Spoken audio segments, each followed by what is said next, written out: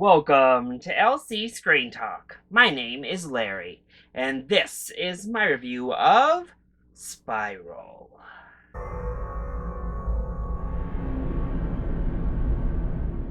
Spiral is a 2020 Shudder exclusive horror film that follows a gay couple as they move out with their daughter to the suburbs. Seeking to create a better life for themselves, they soon realize that this new neighborhood that they've moved into isn't everything it appears to be on the surface. This film actually was just brought to my attention this week. I don't know how I didn't hear about an LGBTQ themed horror film premiering on Shudder like this. Ugh.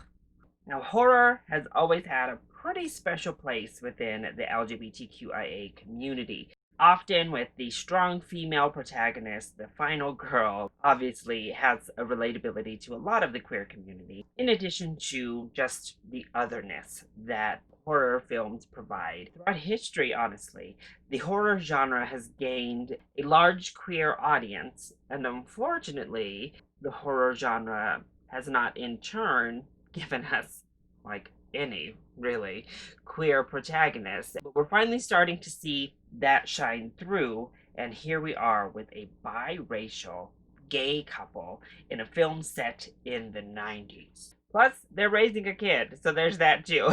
All around a very progressive representation right there on the screen. And I have to admit, seeing that Jeffrey Boyer Chapman was our lead certainly was a little bit of extra incentive because I don't really know him outside of Drag Race all that much, but he is rather dreamy. So getting to watch him parade around in a horror film for an hour and a half doesn't seem like a bad way to pass the time. But overall, how is Spiral? Is it worth your time?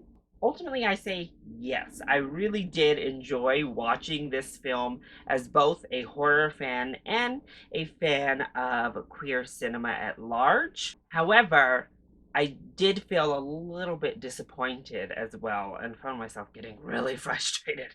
It is definitely a frustrating horror film.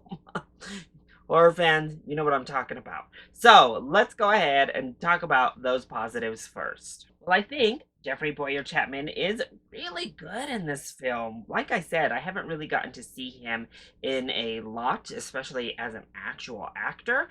And I thought he killed it. He was a great leading man for this material. I hope that he does some more Scream King type of roles and really gets to expand his repertoire because he was really strong in the film. And actually, all of our cast does a great job. Ari Cohen and Jennifer Laporte play the husband and their daughter. They also give nice performances. All of the creepy townspeople of this little suburb give great performances. Everybody is really strong and committed. And I did hear that this was kind of a gay get out coming into the film, and I think that is a decently accurate description. This certainly took a lot of inspiration from Get Out and that premise. However, it does change it. It isn't a replica per se, but it certainly has that influence there. And I think it was warranted. I think that the Get Out style of social commentary horror can work great for other communities as well, including the LGBTQ community and homophobia. And especially through the first half of the film, this film really succeeds in identifying the uncomfortable horror, if you will, that comes with just being a queer person surrounded by straight people with this veiled overtone of judgment, if you will. It really gets into being uncomfortable, just being who you are and where that kind of leads us within the film and obviously as social commentary to how that manifests itself in real life. And when it's in that wheelhouse, it's fantastic. But I also have to give this film credit because it's pretty tense. Like, you'll be holding your breath for a good portion of this film. We have wonderful work when it comes to atmosphere here. There is dread just dripping from start to finish in this movie. You care about our lead character, particularly even small little instances that happen. leaves such a lasting, fearful impression on you. It does a great job of bringing a strong horror atmosphere. Well, then, what doesn't work quite so well when it comes to Spiral? So, a big problem I have is that the film brings in kind of cultist activity. And again, so did Get Out, brought in this type of like old school ritual mentality and horror to the film. However, this one goes into kind of a more supernatural explanation that just didn't quite work for me. I was constantly asking myself, but how, but why? I was having too many questions about processes as we were moving throughout the film, and even when something would get explained, it still wasn't quite satisfactory. And accompanying this different type of horror film here, we also shift messaging slightly in the second half of the film.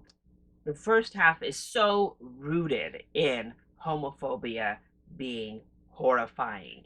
And then as we move through the second half of the film, it segues more and more into that supernatural type of horror and leaves us with a more open ended hatred and judgment. Bigotry at large is ever present and terrifying. And while both messages are great and both messages need to continually be told, I think the film would have been served better if we had stayed focused in on homophobia from start to finish and just used that as our central messaging here.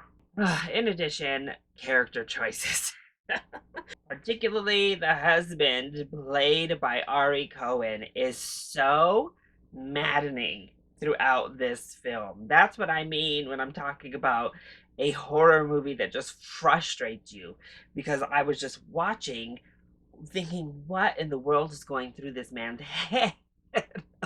Oh, he was driving me nuts with this really nonchalant attitude. It was insane.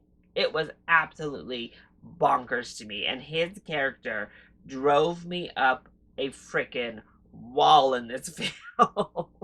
Other than that, there are just some minor character things where I'm like, okay. And then the daughter storyline, where that goes, I didn't love either.